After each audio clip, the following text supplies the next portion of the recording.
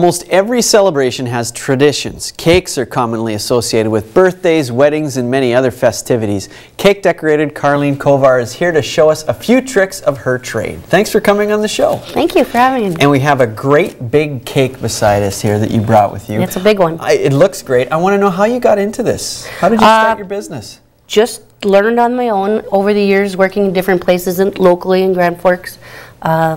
Been doing it for 20 plus years. And you have a partner I have a partner, Sherry, and we've done it for many years. And she's been doing it out of her home for a few years. I've been working places, and she said, you know, there is a need. We have to open a shop. And we said, all right, let's do it. And we threw her together, and here we are a few months later. Well, I'm sure you don't just throw together a cake that looks like this. No, it took a few hours. I'm sure it does. Well, we want to talk about not so much us making a cake like this at home, of course, but, you know, we do birthdays and anniversaries and things, and all of a sudden it's like, well, I got a blank cake. What can I do with it? We're going to try and do some things. There's three things we want to do.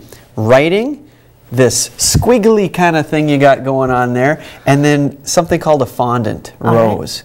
So if we could start with writing first, how would you start to write on a cake properly? Well, the most important part of a cake is the message. So I always tell people when they first learn to decorate, and I've taught mostly kids and a few adults, but start with your message in the middle of a cake or wherever you want your design, and then work around that so that the customer, or that's the big part of the cake. Sure.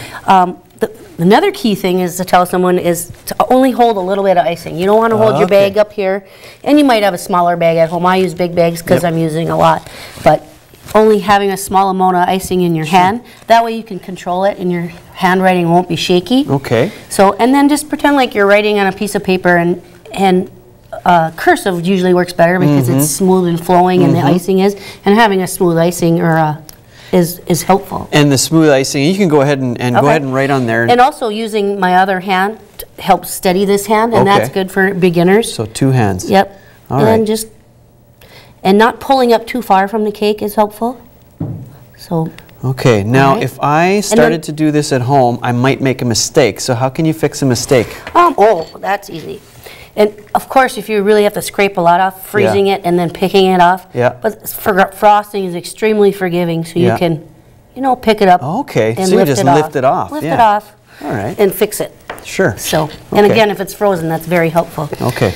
So you say to freeze the cake first before you? If you had to scrape, like you just hated what you did, and you wanted to scrape it off, and then start over. And and if it's frozen, it helps. Sure. Okay. So, and the icing that you're using, is this special type, or could we get it in a grocery store somewhere? Yep, you can get it in a grocery store. We make this from scratch, and most icings are basic butter or powdered sugar, a shortening of sorts, and water and flavoring. So most icings are that. Okay. Well, we see the writing is one thing, and you've got much better cursive than I do. I want to move on to the scrolly technique that you use. All right. Is that basically with the same tip and everything? Yep. I can probably do a whole cake with one tip. Okay. But this is very simple. It's just your small whole tip. Yep. And the more you do it, the better you get at it. Yeah, of course. So, you just start by making little C's, and that's how I first learned to make the first one. Little C's. Yep. Like different C's in different directions on your cake. So now I want to make them a little fancier, like the scrolls on this. Sure. I'll just add some little dots. And you just squeeze and pull. So you're just putting more more detail in the middle of it by just putting little dots. So then as you get better at it, you say, oh, that's not fancy enough. So you want to do another scroll, and then you add another one, and you go like this. Almost like branches off of the main one. And it depends on how detailed you want it to be. Okay. And so you don't need to go out and buy the big 20-piece kit with all of the tips. You could decorate. This cake only has one tip on it. Wow. On the whole cake. Okay. So. Okay. Yeah. And the fondant rose. And I just wanted to show you guys that because it's a simple little flower. I'll move this over here. And everybody can make it, or you know, icing roses are a little more challenging. But these are kind of fun, and they're more modern day looking. And I pre-rolled this for you. Okay, so fondant is basically icing that you can roll out. Yep. Okay. Yep.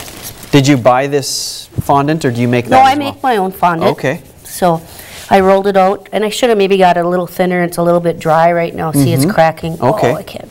So I apologize for that. That's all right. So, yep, I don't know if I can do it. I never thought of that. So it does dry out. Yeah, and I had it rolled up, but it dried out a little bit. I see. But I usually fold it over, but maybe I won't do that for this because it's dry. Yeah. And one thing about icing, it's very forgiving, so you can take and just take it and roll it into a... So you're just rolling it up. I'm just rolling it up, and then I pinch it at the bottom, and then I might take my knife and work it out. There's the petals. And of course it works better if it's not dry. Yeah. There you go. Now that might look really cute on a cake. You pinch the bottom off. Sure. Well, let's put it on our cake here. Oh shoot, I forgot about our cake. See how I am? There you go. And then you can make them different sizes. Okay. I don't know how we're doing here for time, but you know, you make them different sizes. And then you add a few leaves. And So they don't even need leaves. what about balance on a cake? Do you like? I probably would start making those, and once I started to do it well, I'd put it all over the cake. But you know, you're a pro at this. Is less more in this case, or? I think cakes now are more simple and elegant. Maybe doing more with color. People like to see that than that. And anytime you're doing like a design, I try to do everything in like 3 or 5. You know, it's the same theory behind decorating on a wall. So, all right. But I'd maybe add one more here and one more here, and then the scrolls, and you'd be done. Awesome. Well, thank you so much for coming on and showing us these so quickly too. Thanks so much. Fun. Thanks a lot. Appreciate it.